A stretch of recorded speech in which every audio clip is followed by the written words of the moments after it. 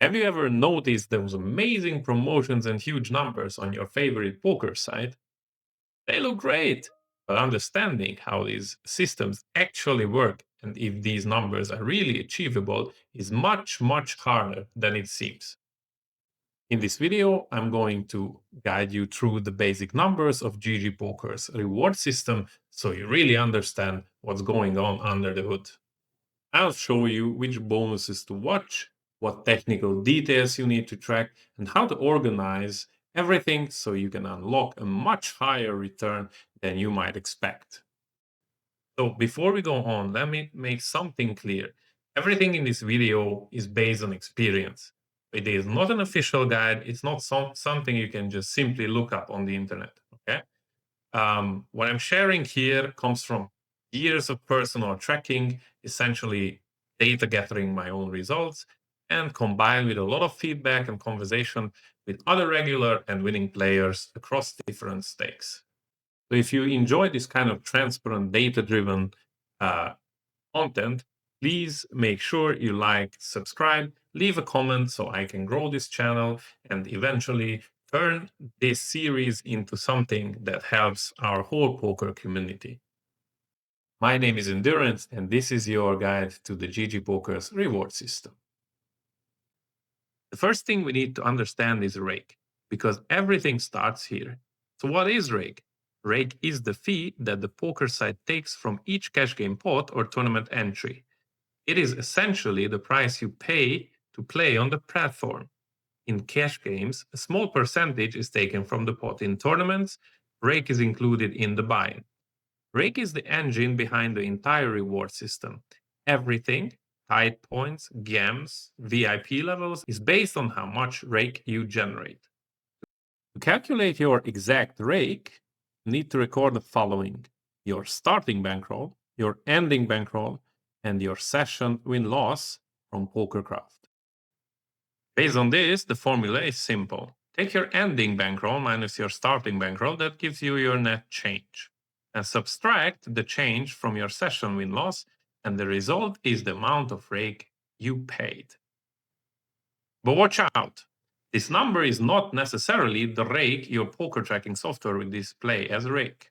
This calculation also includes jackpot fees, drop pot fees, and any other technical fees that might not be labeled directly as rake. For me, everything I pay to the site is rake. I will use this as my reference definition going forward and throughout this video. Now that we know our rake, we move to the rewards. In the old Platinum system, this was simple. You just tracked your starting and ending Platinum rewards. Flat Rakeback made everything transparent. The formula used to estimate your PVI in the old model was as follows. The PVI equals the rewards accumulated divided by the rake paid times your VIP level. And as you can see in the examples, if your flat rakeback was like 100%, your VIP level coefficient is 1. If your flat rakeback was 50%, your VIP level coefficient is 0.5. Since January the 30th, a new reward system called Ocean Rewards was introduced. We'll get back to that shortly because it makes tracking more complex. But before we go there, we need to fully understand one key term, and that is PVI. PVI is essentially the core of the system, and it stands for Player Value Index. It represents how much you are worth to GG Poker as a player. Your PVI is not public. You won't get official answers about it, but you can estimate it by tracking your data carefully. There are 3 key truths about PVI that you must understand and know. First of all, PVI is never really 1. Even in a new format, you'll typically see something around 0.75 or 0.85. That's because PVI refers only to rake, as mentioned earlier, and you also pay jackpot fees and sometimes cash drop fees. The second thing to understand about PVI is that it has a separate PVI per format and limit. Every format and every limit has its own PVI. So, For example, NL2 6-max rush, NL5 6-max rush, or 6-max normal, or the NL2 9-max Andy games have all different PVIs tracked per person. But even MTTs, spin and goals, or all-in-all fold games have each one independent PVI coefficients. The third thing about PVI is to understand that it is based on your history. So our observed tendencies say that winning players and high-volume players have their PVI go down over the time. Most players, as mentioned, start around 0.75, 0.85, and after 50 to 70k hands in one format, it may drop towards 0.3. The lowest observed values are around 0.15.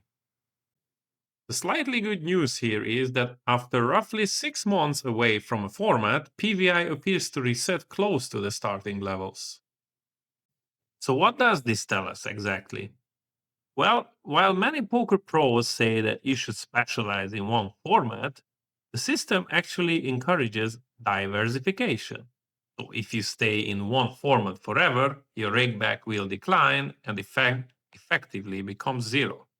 If you rotate formats and limits, you can protect your effective rakeback.